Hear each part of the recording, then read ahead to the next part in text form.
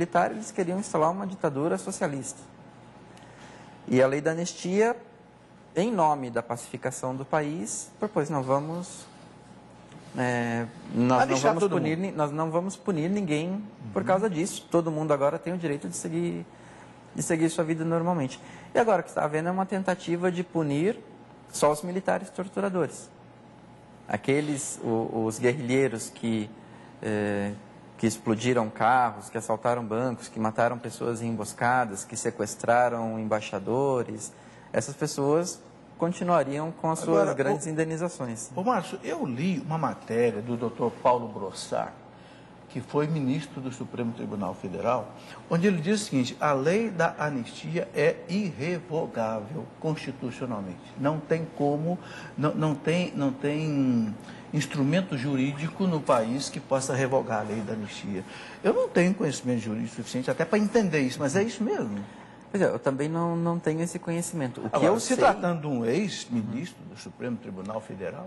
É uma opinião abalizada. O que eu conheço a respeito disso é que, se numa hipótese de revogar a lei da anistia e de se processar os militares por tortura, isso seria impossível, porque o crime de tortura só foi tipificado no Brasil na década de 80. Então, quando o crime aconteceu, quando a tortura aconteceu, ela ainda não era tipificada como crime. Não era... Então, e o direito diz que as leis só podem retroagir se for para beneficiar o réu. Nesse caso, isso não poderia acontecer, porque a lei ia retroagir para prejudicar o réu. Ô Márcio, eu vou fazer uma pergunta. Já está na hora do intervalo? 3 minutos. Ok. Então dá para você responder antes ainda. Eu fiquei muito impressionado, Márcio, que eu vi uma gravação com o doutor Ives Gandra Martins, que é um dos maiores juristas do Brasil, um homem católico. Inclusive, eu já fiz um programa com ele aqui na Escola da Fé. E o doutor Ives Gandra disse uma coisa que eu fiquei arrepiado. Ele disse assim: este terceiro Programa Nacional de Direitos Humanos é um programa para instalar uma ditadura no Brasil. Você concorda com isso? Eu acho que o Dr. Ives tem muita razão no que ele diz, só que é uma coisa meio branda, né? Vai acontecendo aos pouquinhos, né? E por isso que é tão importante o que aconteceu, tanto com os militares quanto com a CNBB, de ter havido esse recuo.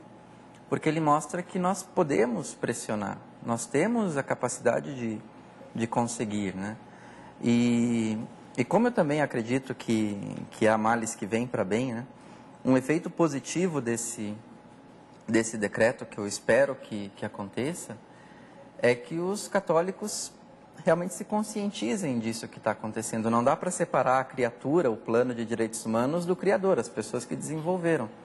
Então, os católicos precisam perceber que tem partidos no Brasil que não dá para votar nem para síndico de condomínio e representante de classe, quanto mais para presidente, deputado, senador, né?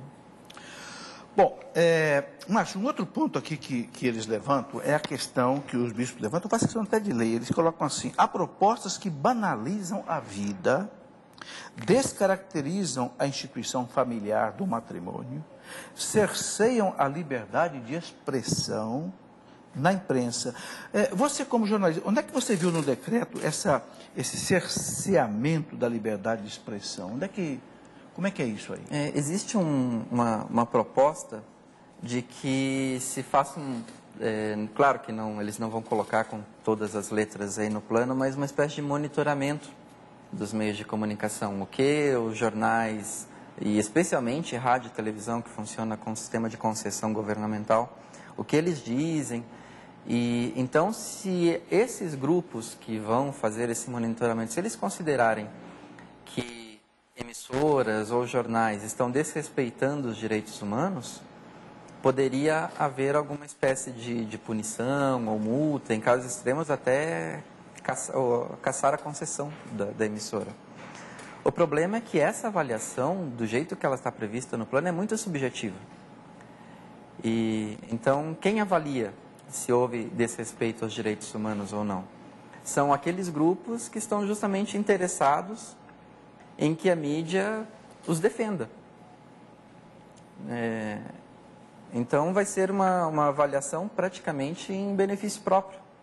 Um grupo militante vê um jornal criticando a sua posição ali e vai poder argumentar: esse jornal desrespeitou os direitos humanos porque nós somos um grupo que luta pelos direitos humanos.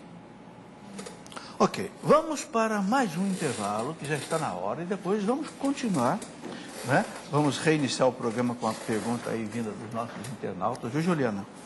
Com o jornalista Marcos Campos, que hoje participa do nosso programa. Até já.